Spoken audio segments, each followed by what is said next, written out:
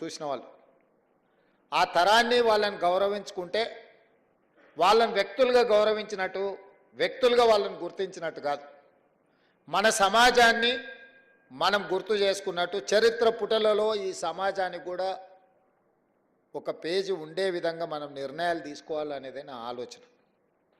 గద్దరన్న జయంతో వర్ధంతో ప్రభుత్వం చేయడం పెద్ద విషయం కాదు. గద్దరన్నకు వేలాది లక్షలాది కోట్లాది మంది అభిమానులు వాళ్ళు అనుకుంటే ఇట్లాంటి కార్యక్రమాలు ఎడంచేతో ఏర్పాటు చేయగలరు. కానీ ప్రభుత్వం ఒక గొప్ప వ్యక్తిని గుర్తించడం కీర్తించడం ద్వారా భవిష్యత్ తరాలకు ఒక సాంప్రదాయాన్ని ఇవ్వాలన్న ఆలోచనతోని గద్దరన్న జయంతి వర్ధంతులను ప్రభుత్వం అధికారికంగా నిర్వహించడమే కాదు, వారిలో ఉన్న కవి కావచ్చు, గాయకుడు కావచ్చు, పోరాట యోధుడు కావచ్చు, ఈ సమాజానికి స్ఫూర్తి ఇచ్చిన నాయకుడుగా వారి పేరు మీద ఒక అవార్డు ఉంటే సంవత్సరానికి ఒకసారి వారిని గుర్తు చేసుకోవడానికి కీర్తించుకోవడానికి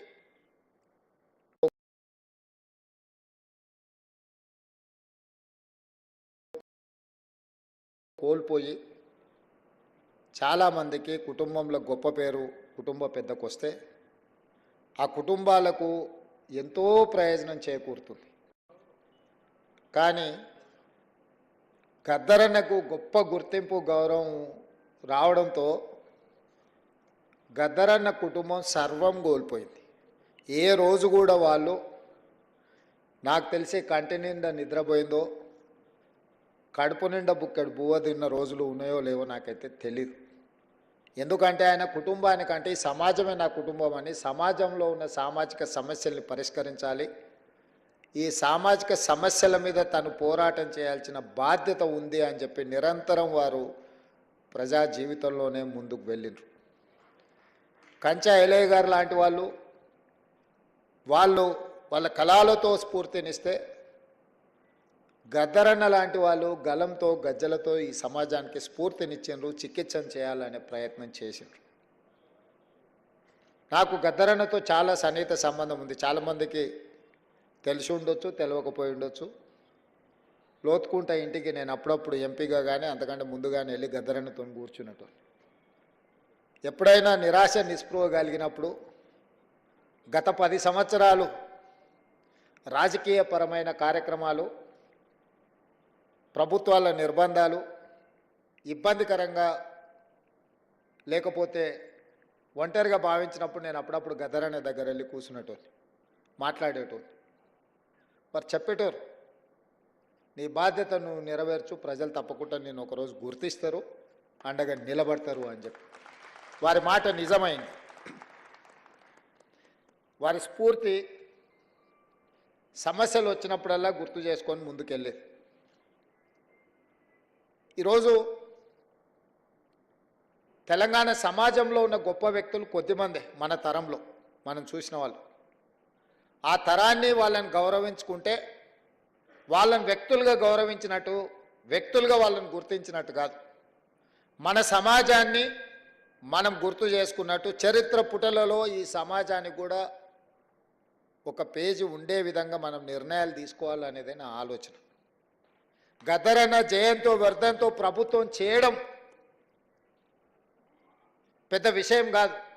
గద్దరన్నకు వేలాది లక్షలాది కోట్లాది మంది అభిమానులు వాళ్ళు అనుకుంటే ఇట్లాంటి కార్యక్రమాలు ఎడంచేతో ఏర్పాటు చేయగలరు.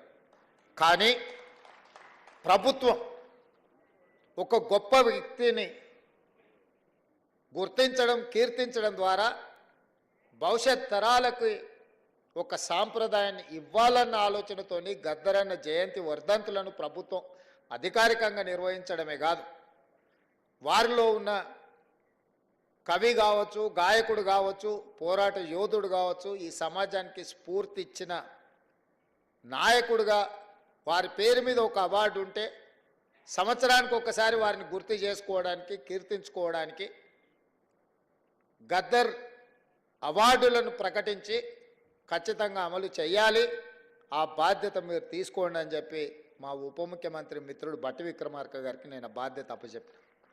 ఎందుకంటే బాధ్యత తీసుకున్న వాళ్ళు కూడా దాన్ని బాధ్యతాయుతంగా నిర్వహించినప్పుడే ఆ పనికి ప్రాధాన్యత ఉంటుంది. అదేవిధంగా వారు చనిపోయినప్పుడు నాకు బాగా గుర్తుంది. నేను ఎక్కడో ఉన్నా, గద్దరన్న ఆరోగ్యం విషమించింది అని చెప్పి టీవీలలో వస్తే నేను ఒక ఫోన్ చేసి అక్కడ హాస్పిటల్ వాళ్ళని అడిగిన, ఏంది పరిస్థితి అని. లేదండి, వారు తుది శ్వాస విడిచిండ్రు, మేము అధికారికంగా ప్రకటించడానికి మాకు ఇంకా కొన్ని కార్యక్రమాలు ఉన్నాయి అని చెప్పాను. హుటాహుటి నా కార్యక్రమం రద్దు చేసుకొని అమీర్పేట హాస్పిటల్కి నేను అక్కడికి వెళ్ళిన. అక్కడికి వెళ్తే సూర్యం కుటుంబం దుఃఖంలో ఉండ్రు. కొద్దిమంది అభిమానులు, ఎందుకంటే ఆ వార్త ఎవరికి పెద్దగా చేరలేదు. ఆనాటి ప్రభుత్వం పోలీసులను దించిండ్రు, పోలీసు వాహనాలు అన్నీ వచ్చినాయి, రోడ్లు క్లియర్ చేస్తుండ్రు. అన్న శవాన్ని అంబులెన్స్లో తీసుకెళ్ళి వాళ్ళ ఇంటి దగ్గర పెట్టి సాయంత్రానికంతా వారి దహన సంస్కారాలు పూర్తి చేసి, గద్దరన్న పుట్టిండు, గద్దరన్న గలం విప్పిండు, గద్దరన్న పోరాటం చేసిండు, గద్దరన్న ఈ సమాజానికి ఎంతో సేవ చేసిండు, గద్దరన్న మరణం ఈ సమాజానికి తీరని లోటని సమాజానికి చేరకుండానే ఈ కార్యక్రమాన్ని పూర్తి చేసి చేతులు దులుపుకోవాలన్న ఆలోచన ఆ రోజు చేసింది. నేను సూర్యంతో మాట్లాడినా, ఏం జరుగుతుంది సూర్యం అని. అన్న, నాకైతే ఏం ఆలోచన వస్తలేదు, నాకేం తడతలేదు, మీరు ఎట్లా చెప్తే అట్లా అన్నాడు. సరే మంచిది ఉండండి, నేను ఎంబడే కమిషనర్ గారికి వీళ్ళకి అధికారులకు మాట్లాడుతూ కూడా, లేదు సార్, వారి ఇంటికి తీసుకెళ్ళి సాయంత్రం రాత్రి లోపల దహన సంస్కారాలు చేయాలని అప్పుడు నిర్ణయించుకొని సూర్యంకు చెప్పి, లేదు గద్దరన్న ఒంటరి కాదు, గద్దరన్న ఒక్కడు కాదు, గద్దరన్నకు మనం అందరం ఉన్నాం, గద్దరన్న ఈ తెలంగాణ సమాజం 4 కోట్ల ప్రజలకు సందర్శనార్థం. ఎన్టీ రామారావు గారు చనిపోయినప్పుడు ఎల్బీ స్టేడియంలో ప్రజల సందర్శనార్థం పెట్టినప్పుడు, గద్దరన్న మరణించినప్పుడు ఎల్బీ స్టేడియంలో ఎందుకు ఈ తెలంగాణ సమాజానికి, ఆయన అభిమానులకు, దేశంలో ఇతర రాష్ట్రాలు ఇతర భాషల వాళ్ళు ఎంతోమంది గద్దరన్నను అభిమానించే వాళ్ళు ఉన్నారు, వాళ్ళందరి సందర్శనార్థం ఎల్బీ స్టేడియంలోనే గద్దరన్న ప్రజలకు అందుబాటులో పెట్టాలి, చివరి చూపు ప్రజలకు అందించాలి అని చెప్పి నేను బండి ముందర నా బండి పెట్టి గద్దరన్న అంబులెన్స్ని ఎల్బీ స్టేడియం వైపు తిప్పుకొని వచ్చిన ఆ రోజు. ఇక్కడనే వేదిక మీద మా మిత్రుడు, కాలేజీ సహచరుడు పృథ్వీ ఉన్నాడు, దయాకర్ ఉన్నాడు. నేను చెప్పిన, పృథ్వీ, ఏదేం జరిగినా గద్దరన్న ప్రజల సందర్శనార్థం ఎల్బీ స్టేడియంలో మనం పెట్టాల్సిందే, ఆ గేట్లు తెరవాల్సిందే అని. ప్రభుత్వం గేట్లకు తాళాలు వేసి పెట్టింది లోపలికి వెళ్ళకుండా. నేను కమిషనర్ గారికి చెప్పిన, గౌరవంగా మీరు తెరిస్తే మీకు గౌరవం ఉంటుంది, లేకుంటే గేట్లు బద్దలైతాయి, అనవసరంగా దీన్ని రాద్ధాంతం చేయకండి అని చెప్పిన. నేను ఆ రోజు పార్టీ అధ్యక్షుడిని, నేను ఆ రోజు పార్లమెంట్ సభ్యుని, ప్రజాప్రతినిధిగా నేను చెప్తున్నా, ప్రజల యొక్క అభిప్రాయం చెప్తున్నా, మీరు గౌరవించాల్సిందే అని.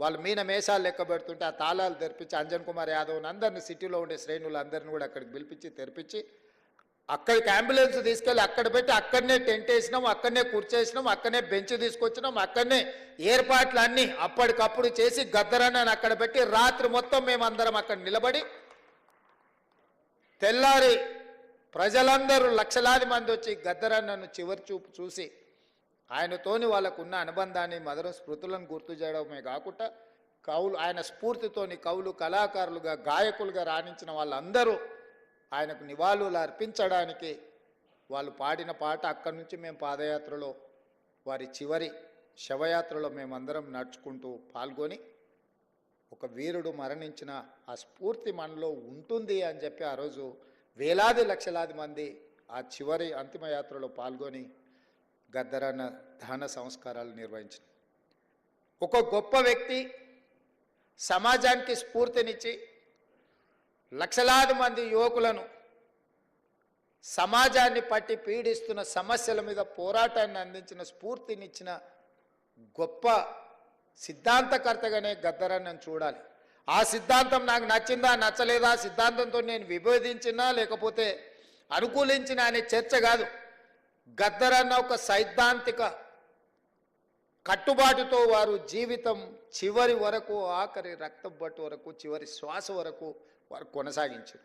మనం విభేదించి ఉండొచ్చు, విభేదించినంత మాత్రాన ఆ సిద్ధాంతం ఉండకూడదన్న ఆలోచన ఎవరికైనా వస్తే అది తప్పు. 100% నేను ఖండిస్తున్నా. విభేదించిన సిద్ధాంతాన్ని కూడా చర్చలో పెట్టడమే ప్రజాస్వామ్యము. ఈరోజు చట్టసభలల్లో అన్ని రాజకీయ పార్టీలతో పాటు అన్ని రకాల సిద్ధాంతాలకు సంబంధించిన వ్యక్తుల ప్రాతినిధ్యాన్ని డాక్టర్ బాబాసాహెబ్ అంబేద్కర్ గారు అనుమతి ఇచ్చిండ్రు అని అంటే ఆ స్ఫూర్తితో ముందుకు వెళ్ళాలి.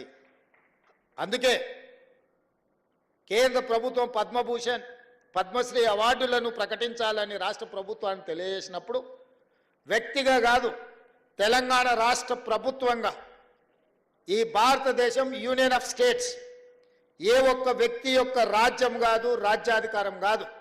ప్రజలు ఎన్నుకున్న ప్రజాప్రభుత్వాలు, రాష్ట్ర ప్రభుత్వాలు కూడితేనే కేంద్ర ప్రభుత్వం. రాష్ట్రాలుగా ఎవరికి వాళ్ళం విడిపోతే కేంద్రం అనేది మిథ్య, కేంద్ర ప్రభుత్వం అనేది మిథ్య. ఆ వ్యక్తులు గుర్తుపెట్టుకోవాలి.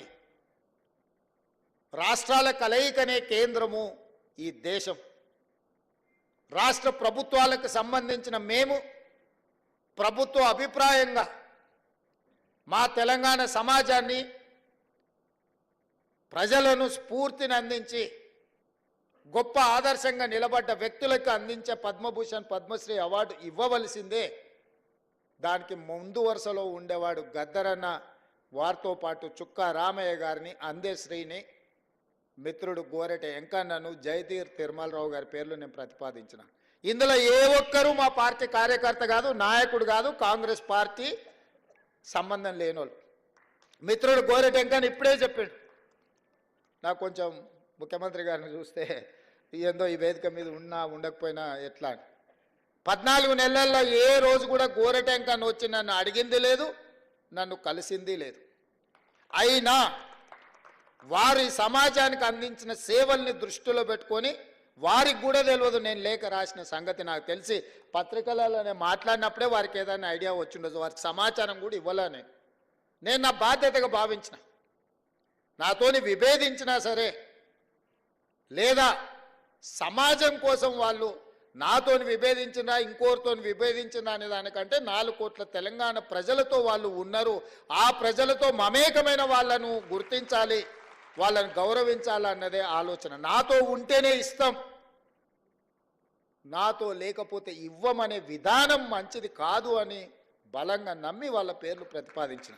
నేను ఈరోజు ఇక్కడికి వచ్చిన గద్దరన్న అభిమానులను వేదిక మీద ఉన్న పెద్దలు నేను అడుగుతున్నా, నేను ప్రతిపాదించిన గద్దరన్న కావచ్చు, చుక్కా రామయ్య గారు కావచ్చు, లేకపోతే అందశ్రీ గారు కావచ్చు, జయ జయ హే తెలంగాణ అందించిన అందశ్రీ గారు కావచ్చు, గోరెట వెంకన్న కావచ్చు, జయదీర్ తిరుమలరావు గారు కావచ్చు, ఎవరు ఎందులో తక్కువ అని నేను అడుగుతున్నా. పక్క రాష్ట్రంలో 5 మందికి ఇచ్చిండ్రు. ఆ 5 మంది కంటే ఈ 5 మంది ఏమైనా తక్కువనా? ఈ సమాజానికి మా వాళ్ళు ఆదర్శంగా లేరా?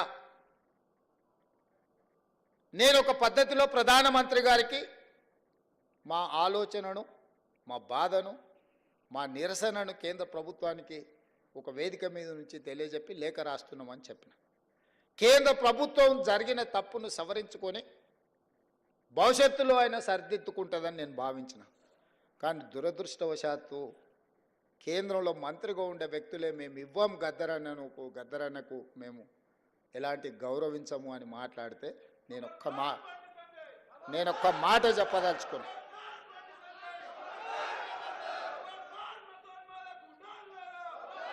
మాట చెప్పదలుచుకున్నా.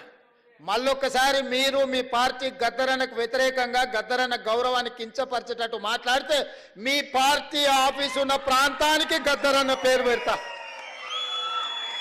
నీ పార్టీ కార్యాలయం అడ్రస్ రాసుకోవాలంటే గద్దరన్న గల్లీ అని రాసుకునేటట్టు చేస్తా బిడ్డ మిమ్మల్ని. మీరు అనుకోవచ్చు ఏం చేస్తాడు ముఖ్యమంత్రి, అవార్డులు మా దగ్గర ఉన్నాయి కదా, పద్మభూషణ్ పద్మశ్రీ ఇచ్చేది మేం కదా అనుకుంటున్నావు. కానీ నీ పార్టీ ఆఫీసు గద్దరన్న రాష్ట్రంలో ఉంది, ఆ సంగతి మర్చిపోవద్దు. నీ పార్టీ ఆఫీసు ఉన్న ప్రాంతానికి, ఆ కాలనీకే గద్దరన్న పేరు పెడితే అప్పుడు ఎవరు పేరు రాసుకుంటావు?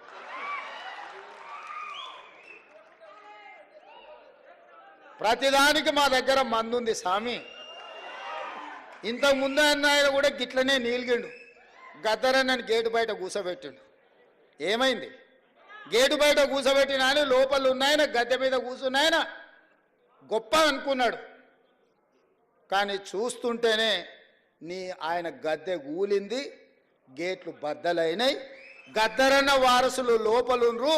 గద్దరన్నని గేటు బయట కూర్చోబెట్టినోడు ఇవాళ గేటు దగ్గర కూర్చొని ఎవరన్నా వస్తారా అని వల్కరించడానికి ఎదురు చూస్తున్నాడు చకోర పక్షిలాగా.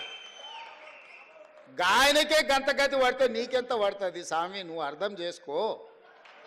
నువ్వేమి ఇయ్యకు, నిన్ను ఇయ్యవని ఇంకా అడగను. నువ్వు ఇయ్యనందుకు నిరసన తెలుపుతా. ఎట్లయితే గద్దరన్నని గేటు బయట కూర్చోబెట్టినోనికి పట్టిన గతి ఉందో వచ్చే ఎన్నికల్లో నీకు గదే గతి పడుతుంది. ఓట్ల విప్లవం వస్తుంది, ఓట్ల విప్లవం వస్తుంది. గండ్ల నువ్వు కొట్టుకపోతావు. మేము గద్దరన్నకి ఇవ్వాల్సిన గౌరవం కేంద్ర ప్రభుత్వం నుంచి మేమే ఇప్పిస్తాం. రాహుల్ గాంధీతో మేమే మాట్లాడతాం, అడగం, సంతకం పెడతాం. గద్దరన్న గౌరవం ఇచ్చడానికి కేంద్ర ప్రభుత్వం నుంచి నువ్వు మర్చిపోకు. అహంకారం అనేది మంచిది కాదు. విభేదాలు ఉండొచ్చు, సైద్ధాంతికపరమైన విభేదాలు ఉంటే. చరిత్రలో సైద్ధాంతికపరమైన విభేదాల మీద చర్చించుకున్న వాళ్ళు లేరా? గౌరవించుకున్న వాళ్ళు లేరా? మరి మీరెందుకు ఇంత అహంకారపూరితంగా వ్యవహరిస్తారు? అప్పుడప్పుడు మా పాశం యాదగిరి అన్నను మమ్మల్ని ఎడా పడా చెడా పడా తిడుతూనే ఉంటాడు. అంత మాత్రాన మా యాదగిరి అన్నను మేము వదులుకున్నామా? పెద్ద మనిషి అనుభవం ఉన్నాడు, ఎక్కడన్నా ఏదన్నా అటు ఇటు ఉంటే అంటాడు. ఆయన చెప్పిన దాంట్లో ఏమన్నా సూక్ష్మం ఉంటే అర్థం చేసుకుని సరిదిద్దుకోవాలని సరిదిద్దుకునే ప్రయత్నం చేస్తున్నాను తప్ప యాదగిరి అన్నది ఇచ్చిండని చెప్పి మన తెలంగాణ పోరాటం గురించి 9 మంది గొప్ప వ్యక్తుల్ని రాష్ట్ర ప్రభుత్వం గుర్తించి గౌరవించుకుంటాం అన్నప్పుడు పాశం యాదగిరి అన్న పేరు ఆయన అడిగిండా? అడగలేదే. మా ప్రభుత్వము 9 మంది గొప్ప వ్యక్తులను తీసుకున్నాడు, వారిని కూడా అందులో చేర్చినాము. గోరెటి వెంకన్నను కూడా అందులో చేర్చినాము, జయరాజును కూడా చేసినాము, బండి యాదగిరిని చేసినాము. ఇట్లాంటి కుటుంబాలను, గద్దరన్న కుటుంబాలను ఈరోజు గుర్తించినము. సో ఇట్లా ఈరోజు ప్రభుత్వం అనేది నిరంతర ప్రక్రియ. ఈ నిరంతర ప్రక్రియలో ప్రభుత్వం దృష్టికి వచ్చిన ఏ మంచి పనైనా చేయడానికి ప్రభుత్వం ఉన్నది. అందుకే ఈరోజు ఈ వేదిక మీద నుంచి నేను ఒక్కటే మాట చెప్పదలుచుకున్నా. ఈ ప్రభుత్వం ప్రజలది. ప్రజలు ఏం కోరుకుంటున్నారో ఆ విధానాలను కొనసాగించడమే మా బాధ్యత. ఇవాళ యూనివర్సిటీల వైస్ ఛాన్సలర్లను వేసినాం. ఉస్మానియా యూనివర్సిటీకి 100 ఏళ్ళ చరిత్ర ఉంటే 100 ఏళ్ళలో ఒక దళితుడు కూడా ఉస్మానియా యూనివర్సిటీకి వైస్ ఛాన్సలర్ కాలే. మొదటిసారి కంచె ఐలయ్య గారికి, వేదిక మీద ఉన్న లేకపోతే కాకి మాధవరావు గారికి, వీళ్ళందరికీ విషయం తెలిసి ఉండాలి. మొదటిసారి ఉస్మానియా యూనివర్సిటీకి అక్కడ చదువుకున్న ఒక విద్యార్థినే ఇవాళ వైస్ ఛాన్సలర్గా నియమించినాము. 100 ఏళ్లలో జరగంది ఈరోజు ఈ ప్రభుత్వంలో జరిగింది. అంబేద్కర్ యూనివర్సిటీలో రిజిస్ట్రార్గా పనిచేసిన వ్యక్తే ఈరోజు అంబేద్కర్ యూనివర్సిటీకి వైస్ ఛాన్సలర్ అయ్యింది. ఇవాళ యూనివర్సిటీల వైస్ ఛాన్సలర్ని సామాజిక న్యాయాన్ని గుర్తుపెట్టుకొని ప్రతి దగ్గర ఒక క్రమ పద్ధతిలో వాళ్ళు ఎవ్వరు మమ్మల్ని కలవలేదు, పైరవి చేయలేదు. అయినా వాళ్ళని గుర్తించి గౌరవించాలనుకున్నాం, ఈ ప్రభుత్వం చేసింది. ఇది సరిపోతుందంటే సరిపోదు, ఇంకా చేయాల్సిన అవసరం ఉంది. మేము చెయ్యాలంటే మీరందరూ మాకు అండగా నిలబడాలి. ప్రొఫెసర్ పురుషోత్తంకి హైయర్ ఎడ్యుకేషన్ లేచినాం సోదరా. ప్రొఫెసర్ పురుషోత్తంని అందరినీ హైయర్ ఎడ్యుకేషన్లో వారిని పొలిటికల్ జేఏసీకి వారు చేసిన సేవల్ని గుర్తించి ప్రొఫెసర్ పురుషోత్తం గారిని వేసినాం. ఆయన కూడా నన్నేం అడగలే. ఎవరెవరికైతే బాధ్యత ఇచ్చినో ఏ ఒక్కరు కూడా ఈ ప్రభుత్వానికి వచ్చి విజ్ఞప్తి చెయ్యలేదు. ప్రభుత్వమే బాధ్యతగా భావించి వీలైనంత మేరకు మంచి చేయాలన్న ఆలోచనతో నా సహచర మంత్రివర్గుల సహకారంతో నేను ఏది ప్రతిపాదన చేసినా నా మంత్రివర్గ సహచరులు ఎవ్వరు రెండవ మాట మాట్లాడకుండా నేను మొదలు పెట్టంగానే మా ఉప ముఖ్యమంత్రి గారు దాన్ని ముందు కొనసాగించి ముఖ్యమంత్రి గారు చేస్తున్న ప్రతిపాదన సమంజసమైంది అని చెప్పి దానికి ఆమోదం చెందే విధంగా ఈరోజు ప్రభుత్వం నిర్ణయాలు తీసుకుంది. అందుకే మిత్రులారా, వ్యక్తులు అగౌరవపరిస్తేనో, వ్యక్తులు గద్దరన్నను గుర్తించనని మాట్లాడితేనో గద్దరన్న గౌరవం తగ్గదు, వన్నె తగ్గదు. కోహినూరు డైమండ్ నువ్వు ఎక్కడున్నా దాని విలువ దాందే. ఏనుగు చచ్చినా బతికినా దాని విలువలో ఏం తేడా లేదు. గద్దరన్న బతికున్నా, గద్దరన్న చనిపోయిన ఆ స్ఫూర్తి మన గుండెల నిండా ఉంటుంది. గద్దరన్న గౌరవం 10 ఇంతలు పెరుగుతుంది తప్ప ఆనాడు మహాత్మా గాంధీనే మీరు గౌరవించిన వాళ్ళు గద్దరన్నను గౌరవిస్తారని మేమెందుకు అనుకుంటాము? మహాత్మా గాంధీనే పొట్టన పెట్టుకున్న వ్యక్తుల గురించి ఎక్కువ మేము ఆశించడం, ఎక్కువ యాచించడము ఏది రెండు తగదు. ఖచ్చితంగా తెలంగాణ రాష్ట్ర ప్రభుత్వం గొప్ప వ్యక్తులను ఎప్పుడూ గౌరవించుకుంటుంది. వాళ్ళ గౌరవం తగ్గకుండా ముందుకు తీసుకువెళ్తాం. ఈ వేదిక మీద నుంచి వెన్నెలమ్మను ఏదో సాంస్కృతిక సారథి చైర్పర్సన్గా నియమించడం అనేది అది వాళ్ళ హక్కు, ఎవరేమి ఇచ్చింది కాదు. వారి గద్దర్ కూతురుగా వారికి ఆ కళాకారుల యొక్క బాధ ఆ కుటుంబానికి తెలిసి అందరికంటే గొప్పగా. అందుకే నేను బాధ్యతగా భావించి వెన్నెలమ్మకు కూడా జీవో ఇచ్చే వరకు నాకు తెలిసి తెలియదు. ఆ కుటుంబానికి కూడా జీవో చూసుకున్నాకనే ఆవిడకు కూడా చాలామంది నాయకులు అడిగినారు. నాయకులకు ఇయ్యలే నేను చెప్పిన ఇది నాయకులను నియమించే కుర్చీ కాదు, ఈ సానుభూతితో వాళ్ళ పట్ల కుటుంబ సభ్యులుగా భావించే వ్యక్తులకు ఇవ్వాల్సిన స్థానము అని చెప్పి గద్దరన్న బిడ్డను మన సోదరిగా భావించి మేమందరం నియమించినాము. ఈరోజు ఇంతమంది ఇక్కడికి వచ్చి గద్దరన్న స్ఫూర్తిని కొనసాగించడానికి, గద్దరన్న ఆనాడు బట్టన్న పాదయాత్రలో వారు ప్రజల దగ్గరికి వెళ్ళినప్పుడు, వారు నడిచినప్పుడు వారి దృష్టికి తీసుకొచ్చిన సమస్యల్ని పరిష్కరించడానికి ఈ ప్రభుత్వాన్ని ఆశీర్వదించండి, ఈ ప్రభుత్వాన్ని ముందుకు నడిపించండి, అవసరమైనప్పుడు సలహాలు సూచనలు ఇవ్వండి. ఎప్పుడు మీ సలహాలు సూచనలను తప్పకుండా ఈ ప్రభుత్వం పాటిస్తుంది. కంచె ఐలయ్య గారు సూచన చేస్తే వీరనారి చాకల ఐలమ్మ పేరు మీద యూనివర్సిటీ, మహిళా యూనివర్సిటీని పెట్టుకోవడం జరిగింది. ఒకే మాటలో వారు ఒక్క నిమిషంలో మాట్లాడితే తక్షణమే నిర్ణయం తీసుకున్నాం. సురవరం ప్రతాప్ రెడ్డి గారి పేరు పెట్టుకోవాలి ఆనాడు మనకు విముక్తి కోసం పోరాటం చేసిందంటే చెప్తే మనం వెంబడే దాని మీద కూడా నిర్ణయం తీసుకున్నాం. సో ఈ సమాజానికి అవసరమైన నిర్ణయాలు తీసుకోవడంలో ఈ ప్రభుత్వానికి భేషజాలు లేవు. ఎవరైనా తెలంగాణ సమాజానికి ఉపయోగపడే సలహా సూచన ఏది ఇచ్చినా ఈ ప్రభుత్వం పాటిస్తుంది. గద్దరన్న గౌరవం పెంపొందించే విధంగా ఈ ప్రభుత్వం ముందుకు వెళ్తుంది అని చెప్పి మీ అందరికి తెలియజేస్తూ మీ అందరి దగ్గర సెలవు తీసుకుంటున్నాం మిత్రులారా.